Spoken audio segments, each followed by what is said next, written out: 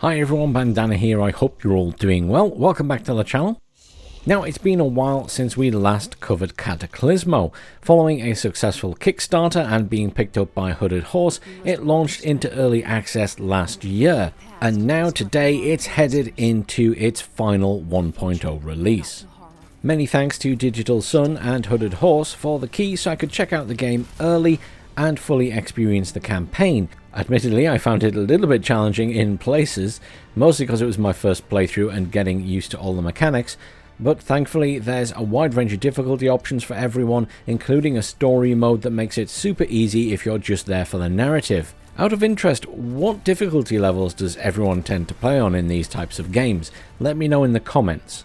So for those who don't know, the game is a blend of city builder and tower defense, or well, units-based defense in this case, because you use units rather than automated towers, with a heavy focus on meticulously constructing walls and other defensive structures brick by brick. It's honestly quite an impressive game, especially in this respect, and it has very positive reviews on Steam already from its early access period.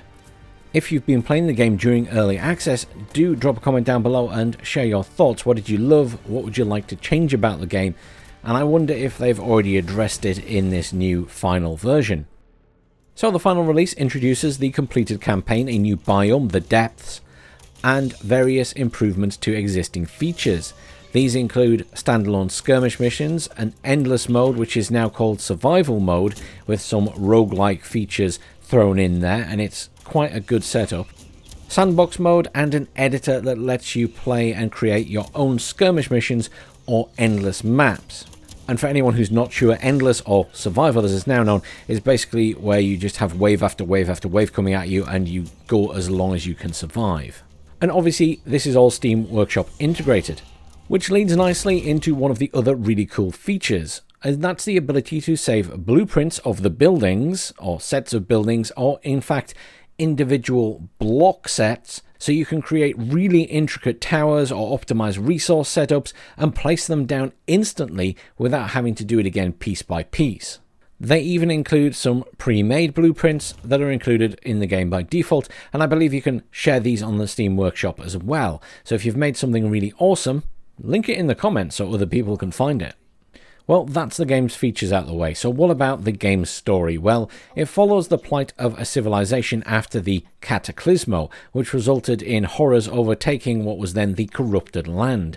You play as Lady Iris, the overseer and scholar of the mystical arts, or in this case it's basically magic, just with a different name, accompanied by your trusty bird sidekick Hermes. Your quest is to find the altar pearl and cure the land and, in effect, then stop the horrors. Little bit of fair warning, if you're squeamish, the horrors are partially composed of human remains, or what were once humans, so there's a touch of body horror in there. That said, the graphical style makes it a lot less obvious, so it's not like you're looking at something nasty all the time. Anyhow, I don't want to mention the story anymore because spoilers. So what about the campaign then? Well, it offers a variety of mission types, from the standard city building and defense to exploration based objectives, plus a few optional tower defense style missions thrown in for good measure. And trust me, not everything will go according to plan. Lady Iris will have to rewind time more than once. That's one of her special abilities. The game is in effect encouraging you to roll back time to previous saves when things go south. And I found myself doing that a few times thanks to my own poor choices. Pro tip, read all of the pop-ups when you unlock new buildings. I didn't realise how useful the warehouse was, for example, early on, which made my life a lot harder. Anyhow, you'll battle through 17 different missions, blending exploration and base building. Even in the defense-focused missions where you're more building up a city, it's worth venturing out to find hidden secrets and extra resources scattered across the map. Each individual mission allows you to adjust the difficulty when starting it, which is a useful feature. Once completed, you can always go back and retry the missions to complete optional objectives that you may have missed, or indeed play it on a harder difficulty. During the campaign, you'll earn knowledge points for completing both the main and optional objectives. These can be used to unlock new building blocks, improve your units and structures, or gain additional magical abilities. Naturally, the further you progress, the more powerful your arsenal becomes, and the best units only unlock near the end of the campaign. That said, these units are available in other game modes right from the start. I'll be uploading my gameplay of the campaign on my RTS Cast and Stuff channel, so if you want to see me struggle through it, keep an eye out over there. Aside from the main campaign, the game features several additional modes for a lot of replayability. Survival mode, for example, or formerly the endless mode, takes place on randomly generated maps where you pick a biome and have to build up your defences.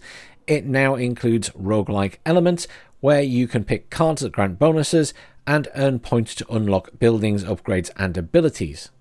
As with any endless mode, the goal is simple: survive as long as possible.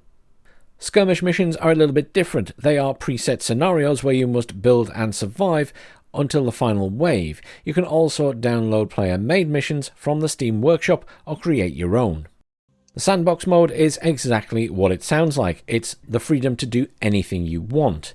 You can build, you can put units down, you can put enemies down, whatever your heart desires.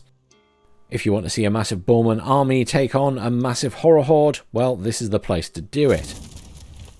Now, in a little section all to itself is the editor.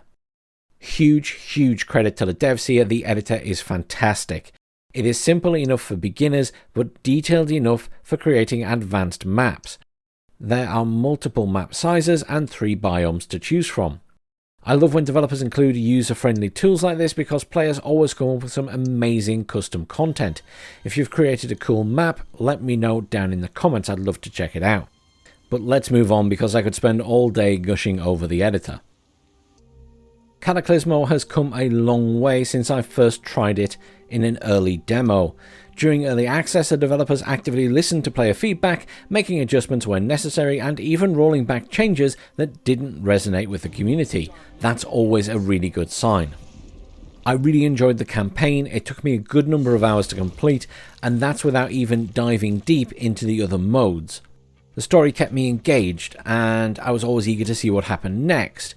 When I failed, I wanted to try again because I knew it was my mistakes, not the game being unfair. And that for me is the sign of a well-made game, because you know the gameplay isn't at fault.